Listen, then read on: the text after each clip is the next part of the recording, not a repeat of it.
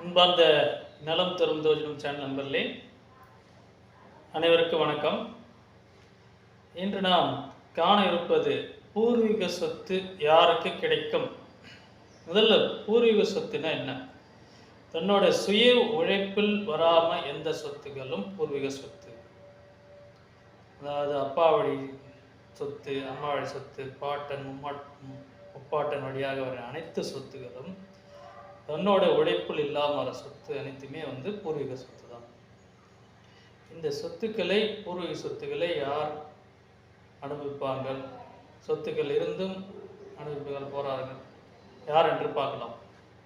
முதலில் பூர்வீக சொத்து ஒருவர் கிடைக்கும் என்றால் 5ஆம் இடம், பூர்வ புண்ணிய ஸ்தானம் என கூறப்படும் 5ஆம் இடம் மற்றும் 9ஆம் இடம், இந்த 2 இடம் தான். ஏன்னா 5ஆம் இடம் பூர்வ புண்ணிய ஸ்தானம், பூர்வீக சொத்துக்கான ஸ்தானம். 9ஆம் இடம் தகப்பன் ஸ்தானம், அப்பாவோட ஸ்தானம்.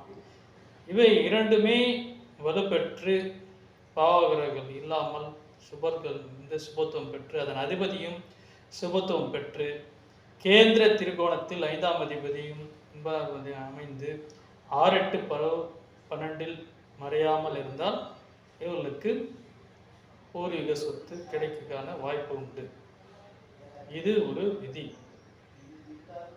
ஆகவே இந்த பூர்வீக சொத்துக்கு மிக முக்கியமான ஒரு கிரகம் என்னவென்றால் அது சூரியன்.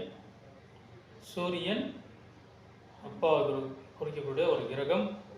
தந்தை வழி மூலம் கிடைக்கக்கூடிய அந்த சொத்து பூர்வீக சொத்தாகும். ஆகவே இந்த சூரியன் நன்கு அமைந்து 6, 8, 12 மறையாமல்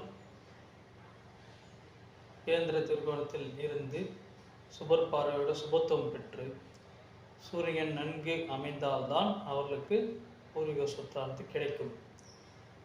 ஆகவே சூரியன் கூட பாவர்கள் சேர்ந்து அல்லது 6, 8, 12 மறைந்தால் அவர்களுக்கு அந்த சொத்தை அனுபவிக்க முடியாது. அதேபோல் சூரியன் செவ்வாய் அடுத்தபடியாக பூமிக்காரகன் என்று கூடும் செவ்வாய் 4ஆம் அதிபதியம். ஏனென்றால் ஒருவருக்கு சொத்து கிடைக்கும் என்றால் செவ்வாயும் நல்லபடியாக அமைய வேண்டும். ஆகியவை சூரியனும் செவ்வாயும் நன்கு அமைந்து நல்ல ஒரு அமைப்பில் இருந்து கேந்திர திரிகோணத்திலிருந்து பலமாக இருந்து ஆட்சி உச்சம் பெற்று இருந்தால் 5ஆம் அதிபதியும் கூடவும் சூரியன் கூட சம்பந்தப்பட்டு 5ஆம் அதிபதியும் கேந்திர திரிகோணத்தில் இருந்து 6, 8, 12 மறையக்கூடாது.